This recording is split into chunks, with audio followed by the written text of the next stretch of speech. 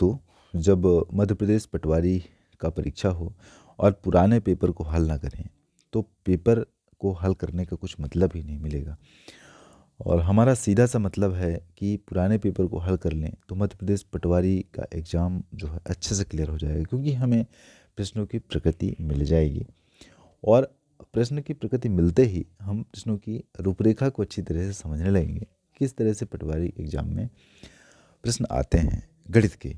चूँकि इस बार का सिलेबस थोड़ा सा बदला हुआ है, लेकिन स्तर तो यही होने वाला है।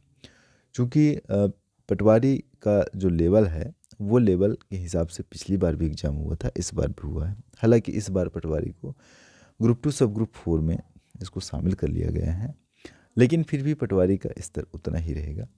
आप निश्चिंत रहें, 8 विषय है इस बार, 200 पूर्णांक का पेपर है, उस हिसाब से हमको हल करना है। 2017 में जो पेपर हुआ था वो 100 पूर्णांक का था और उसमें 4 विषय थे। इस बार जो 8 विषय हैं उसको हमको कवर करना है, लेकिन हम यहाँ पे गणित के पेपर को हल कर रहे हैं। देखिएगा, सवाल जो आपको दिख रहा है कि एक प्रेशर कुकर तथा एक राइस कुकर को मूल रूप से 1200 एवं 2000 रुपये में बेचा गया। एक सेल के दौरान छाया ने कुकर को 30% की छूट पर तथा राइस कुकर को 35% छूट पर खरीदता है। तो देखिए, 1200 का 30% कितना हो जाएगा? 360 हो जाएगा, ठीक है। और 2000 का 35% कितना हो जाएगा? 70 हो जाएगा, 700 हो जाएगा। तो भैया 1200 में 360 घटाएंगे तो कितना बचेगा? 840 बचेगा। चलिए, और 2000 में अपन 700 को घटा देते हैं तो कितना बचेगा? 1300 बचेगा, बचा। अब 1300 में 840 को जोड़ दिए ना, तो जैसे 1300 में 840 को जोड़ दिए तो कितना हो गया? 2140 हो गया। तो मेरे देश, ये जो 2140 हो गया, तो इसका कुल मूल्य कितना है? 1200 और 2000 3200 हो गया। तो मेरे भाई, जब कुल मूल्य इसका 3200 हो गया तो 2140 में 3200 को घटा दोगे, तो जब इसमें इसको घटाओगे भैया, लाभ निकालना है ना, वो कितना लाभ हुआ है, तो इसको घटाएंगे तो 1060 रुपये हो गए। 1060 का लाभ हुआ, तो लाभ बटे क्रय मूल्य कितना है? मूल 3200 रुपये गुने 100 हो जाएगा। देखिएगा, अब जब हम यहाँ पे हाथ मारते हैं, 0000 कैंसिल कर दोगे, 16 दूना 32 हो जाएगा और 53 दूना 106, 530 हो जाएगा। 16 का भाग करेंगे ना तो कितना प्राप्त होगा? हमारे प्राप्त होगा 33.125%। देखिएगा, आप भी करके और कमेंट करके बताइएगा कि 530 भागे 16 में कितना 33.125% होता है कि नहीं। तो निश्चित तौर पर ये 33.125% होगा। आप जो है इसको भाग करके देख लीजिएगा। चलिए अगले सवाल की ओर। अगला सवाल है वो हो क्या, एक उच्च विद्यालय में छात्र गणित क्लब या विज्ञान क्लब या दोनों में सम्मिलित होते हैं। गणित क्लब के 30% छात्र विज्ञान क्लब में हैं और विज्ञान क्लब के 60% छात्र गणित क्लब में हैं। यदि विज्ञान क्लब में 15 छात्र हैं दोस्तों, सबसे पहले हमको एक डायग्राम बनाना है और इस डायग्राम को इस हिसाब से अपन को देखना है कि सरल हो जाए। देखिए, ये साइंस है एक साइड वाला, ठीक है। एक साइड वाला क्या है? साइंस है, और दूसरे साइड वाला मैथ है, ठीक। दूसरे साइड वाला मैथ है।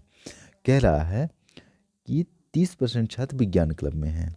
किसका? विज्ञान क्लब के 15 छात्र हैं। कितने में से? 15 में से। 15 में से विज्ञान क्लब में 15 छात्र हैं, तो विज्ञान क्लब के 60% छात्र गणित क्लब में हैं। तो ये गणित क्लब में 15 छक्का 90, मतलब 9 छात्र किसमें है? गणित क्लब में है। चलिए, अब 9 छात्र तो गणित क्लब में हैं और 30% छात्र विज्ञान क्लब में है। किसके? गणित क्लब के। तो गणित क्लब के 30% छात्र विज्ञान क्लब में है, तो इसको अपन हम गुणा करेंगे। गुणा कैसे करेंगे कि भैया कितने का 30% बटा 100 बराबर 9, ठीक है ना। मतलब जब पक्षांतर करेंगे तो क्या हो जाएगा हमारे पास? पक्षांतर करने पर हमारे पास हो जाएगा, देखिए क्या हो जाएगा, ध्यान रखिएगा, वीडियो को स्किप नहीं करिएगा, पूरा देखिएगा। तो 9 गुने 100 बटे 360, ये हम मिटा देते हैं थोड़ा सा। इसके बाद हम आपको हल करके बता भी रहे हैं कि कैसे इसको करना है। अब देखिएगा कि सवाल कितनी तन्मयता के साथ में हल हो जाता है। तो 9 गुने 30 बटा 9 गुने 100 बटा 30, सॉरी 9 गुने 100 बटा 30 करेंगे। जीरो से जीरो काट दो, 3 त्रिका 9, 10 तिहाई 30।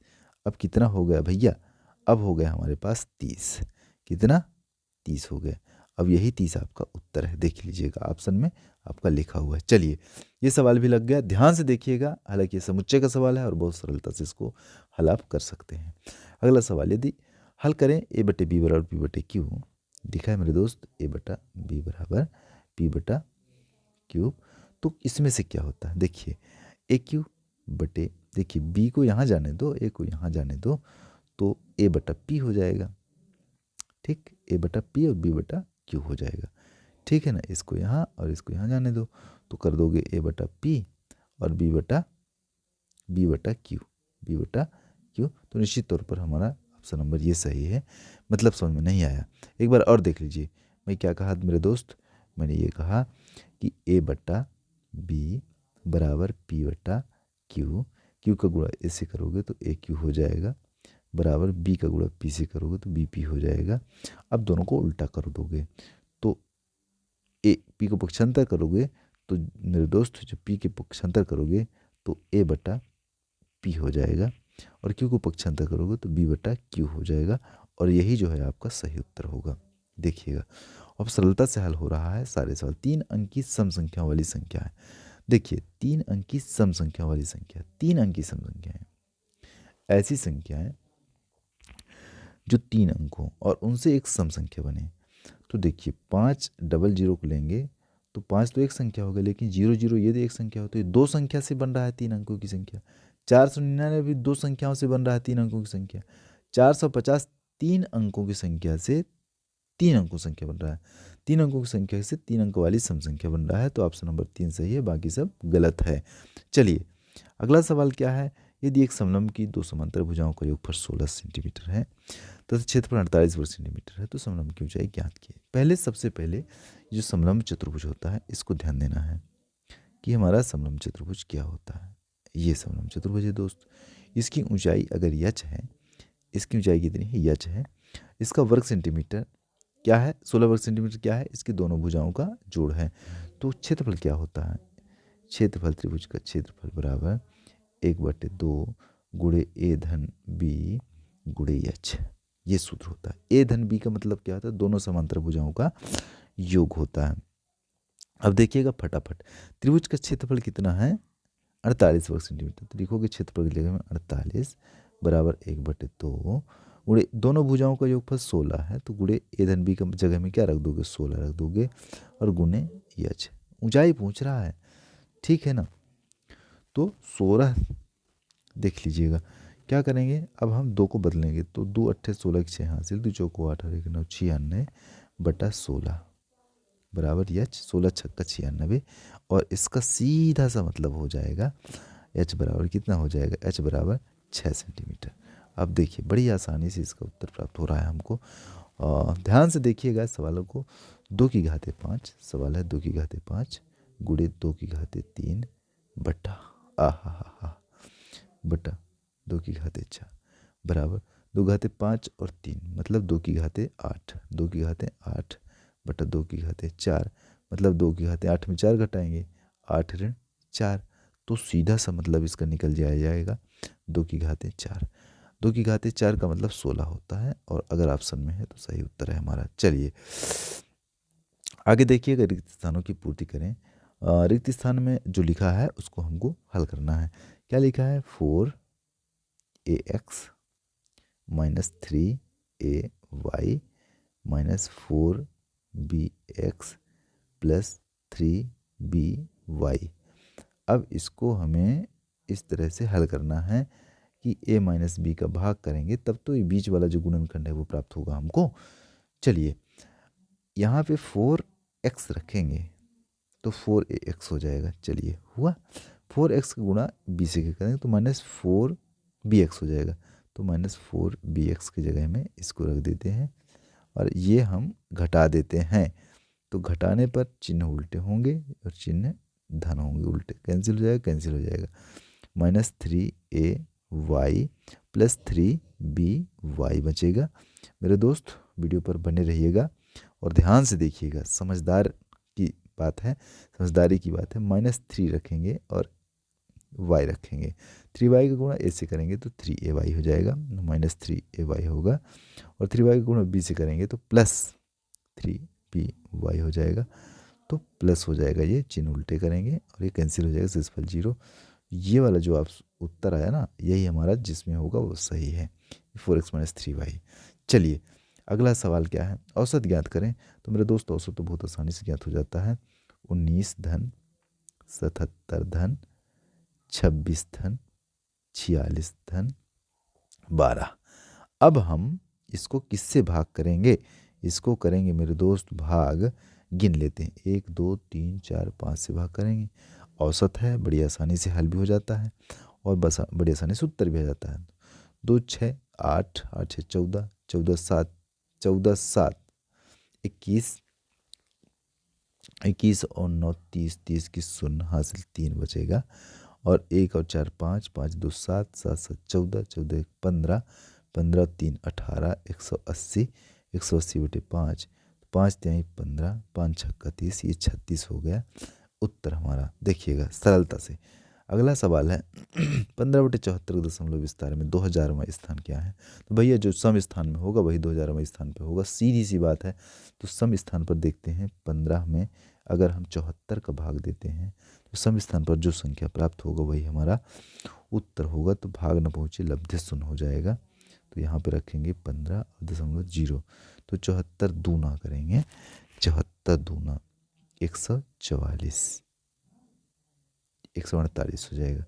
तो चौको 8 14 2 बचेगा, दशमलव के बाद 0 है तो भाग ना पहुँचे लब्धे शून्य। देखिए सम स्थान पर 0 है, मतलब 2000वां स्थान जो है वो सम है, इसलिए हमारा उत्तर 0 ही इसमें प्राप्त होगा। यही हमारे पास इसका एक कंसेप्ट है, बाकी कोई दूसरा नहीं है।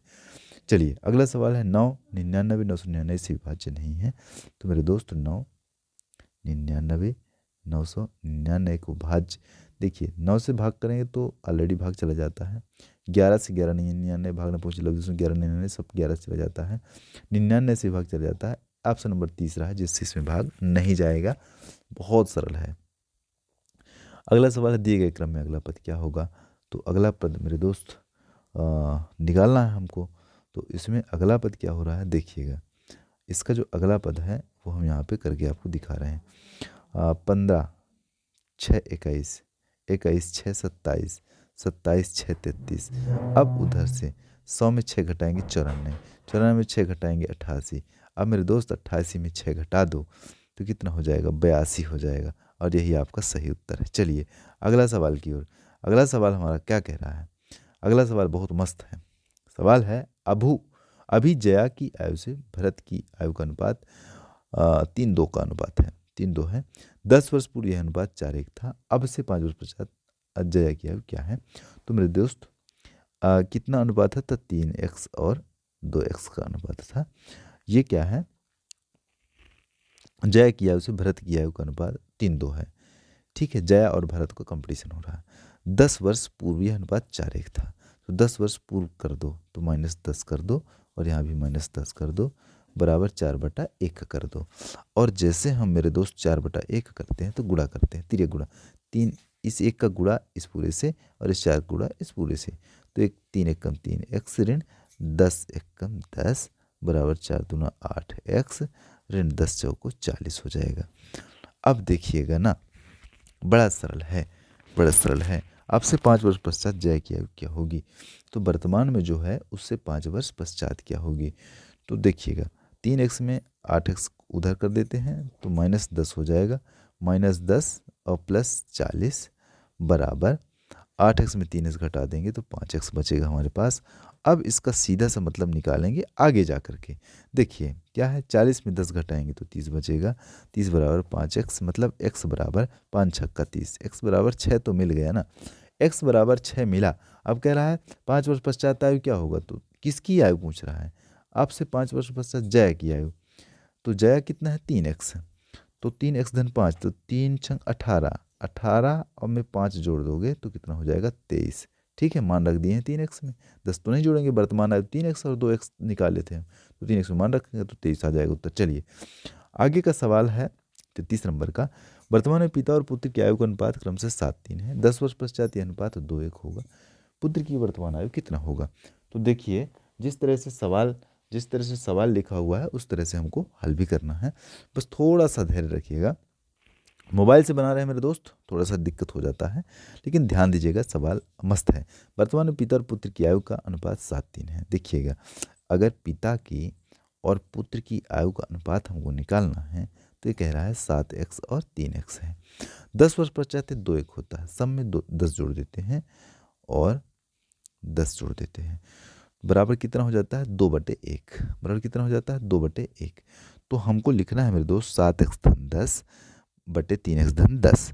तो हम लिख देते हैं यहाँ पे 7x धन 10 7x धन 10 बटा 3x धन 10 बराबर 2/1। और क्या करते हैं, अब गुणा कर देते हैं, तिर्यक क्रॉस करते हैं, तो 7x कम 7x हो जाएगा।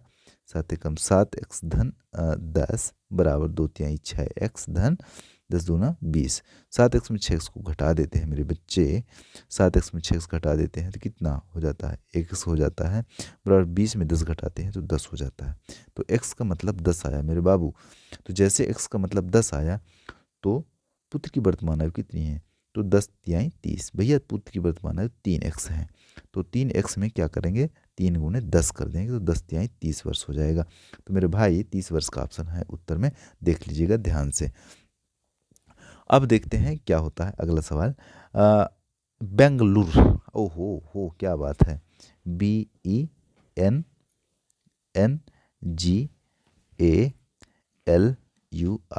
बेंगलुरु की पुनरावृत्ति 20 बार हुई है। अब सम बार हुई है, सभी विषम स्थानों के अक्षरों को हटा दिया जाता है। तो मेरे दोस्त पहले विषम स्थानों के अक्षरों को हटाया जाता है, इसके बाद काम करते हैं। तो क्या होता है कि सभी विषम स्थानों के अक्षरों को हटाते हैं। तो पहले यहाँ से हटाएंगे, तो देखिए जब विषम स्थानों के अक्षरों को हटाते हैं तो अंतिम वाला अक्षर बचता है 20 बार में, ठीक है। और जब सम स्थानों को घटाते हैं तो पहले वाला अक्षर बचता है। ध्यान रखिएगा, विषम स्थानों को घटाते हैं तो अंतिम वाला बचता है और सम स्थानों को घटाते हैं तो पहले वाला बचता है। तो हमको क्या करना है, अंतिम वाले अक्षर को बचाना है, क्योंकि विषम स्थान वाले अक्षरों को पूछ रहा है। सम का पूछता तो पहले वाला बचता है, विषम का पूछ रहा है तो अंतिम वाला बचेगा। ध्यान रखिएगा इस बात को। चलिएगा, अगला सवाल है हमारे पास 35 नंबर का। कोई व्यक्ति 4 घंटे में 8 किलोमीटर दूर तय करता है, तो 24 किलोमीटर दूर तय करने में कितना समय लेगा। भैया 4 घंटे में 8 किलोमीटर, मतलब 8 किलोमीटर बराबर 4 घंटे, तो 1 किलोमीटर बराबर 4/8 घंटे। अब सरल हो गया ना। अब कह रहा है 24 किलोमीटर में कितना, तो इसमें 24 से गुणा कर देंगे मेरे दोस्त। तो कर दो भैया 24 से गुणा, तो 4/8 गुणे 24, ठीक है, कर दिए, सरल हो गया और सवाल भी लग गया। 4 दूना 8, 12 दूना 24, मतलब 12 हमारा उत्तर प्राप्त हो गया, 12 घंटे। चलिए अगला सवाल 5 और बचा है, वीडियो पर बने रहिएगा। 15 वर्षों पूर्व अतुल कमला से आयु में आधा था। देखिएगा यहाँ पे अतुल और यहाँ पे कमला 15 वर्ष पूर्व आयु में आधा था। इनकी वर्तमान आयु को 2x और 3x है, 2:3 है, तो मतलब 2x और 3x मान लेंगे और 2x 3x मान के हल करेंगे। उनकी वर्तमान आयु का पूर्ण अंतर कितना होगा। देखिएगा 15 वर्ष पूर्व था ना, तो -15 करेंगे और इसमें भी -15 करेंगे, और दोनों आधा था, तो इसमें आधा था तो इसमें से क्या कर देंगे, डबल कर देते हैं, तो तब नहीं आधा होगा। तो 2 दूनी 4x माइनस 15 दूना 30 बराबर 3x माइनस 15। 4x में 3x को घटाएंगे तो कितना x बचेगा, 4x में 3x को घटाते ही हमारे पास बचेगा x बराबर -15 धन 30। मतलब 15 में 30 घटाएंगे तो x का मान कितना हो जाएगा, 15 नहीं बचेगा, x का मान 15 बचेगा। तो मेरे दोस्त x का मान 15 है। कह रहा है उनकी वर्तमान आयु का पूर्ण अंतर, तो वर्तमान आयु कितना है 3x और 2x, मतलब x बराबर कितना हो रहा है 15 वर्ष हो गया, वही अंतर है। भैया 3x में 2x घटाएंगे तो x नहीं बचेगा, और x का मतलब कितना निकला है 15 निकला है, तो मतलब 15 वर्ष नहीं हो जाएगा हमारा। चलिए अगला सवाल 2 ठो और बचा हुआ है, 3 ठो सवाल। 5 मिठाइयों का मूल्य एक मिठाई से 12 रुपये अधिक है। एक मिठाई का मूल्य कितना होता है, तो 5x ऋण x बराबर 12। भैया मान लो मिठाई का मूल्य x रुपये निकाले, तो 5 मिठाइयों में से एक मिठाई घटा देते हैं, कितना बचेगा 4x बराबर 12, तो 4×3 12, तो x बराबर 3 हो गया। तो सीधी सी बात है उत्तर हमारा 3 हो जाएगा। अब सरलता से मिल गया। आगे अब 2 सवाल 3 सवाल और बचे हैं। 81 के वर्गमूल 3 के वर्ग का योगफल किसके बराबर है? तो मेरे भैया 81 का वर्गमूल 9 होता है और 3 का वर्ग भी 9 होता है, तो 9 9 18 हो जाएगा।